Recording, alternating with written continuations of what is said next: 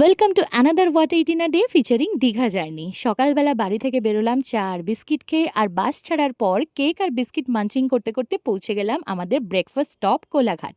এই হচ্ছে আজ আমাদের ব্রেকফাস্টের জায়গা। আর প্রথমে গিয়ে অর্ডার করলাম ডিম পাউরুটি। তবে পাশের টেবিলে এই লোভনীয় আলু পরাঠাটা দেখে আর সামলাতে পারলাম না, এটাও এক প্লেট অর্ডার করে দিলাম। হোটেলে চেক ইন করে আগেই লাঞ্চ সেরে নিয়েছি, আগে থেকে অর্ডার দেওয়াই ছিল ভেজ মিল। মেনুতে ছিল ভাত, আলু ভাজা, আলু পটলের তরকারি, ডাল, ডিম ভাজা আর চাটনি। এই খিদের মুখে এই সিম্পল লাঞ্চটাই অমৃতর মতো লাগছিল, আর রান্নাটাও বেশ ভালো ছিল। সন্ধেবেলা জগন্নাথ মন্দির দর্শন করে প্রসাদ হিসাবে পেলাম এই ছোট গজা। আর আজকে ডিনার করব আমরা হাজি বিরিয়ানিতে। প্রচুর দোকানটার নাম শুনেছি বিভিন্ন ভিডিওতে, আর বাইরে এসে এই বিশাল বিরিয়ানির হাঁড়িটা দেখে আমার তো ভীষণ ক্রেভিং শুরু হয়ে গেল। তবে মিনিট 15 অপেক্ষা করার পর পেয়ে গেলাম আজকে ডিনার, চিকেন বিরিয়ানি আর রায়তা। তবে চিকেনের পিস আর বিরিয়ানির টেস্ট একদমই ভালো লাগেনি।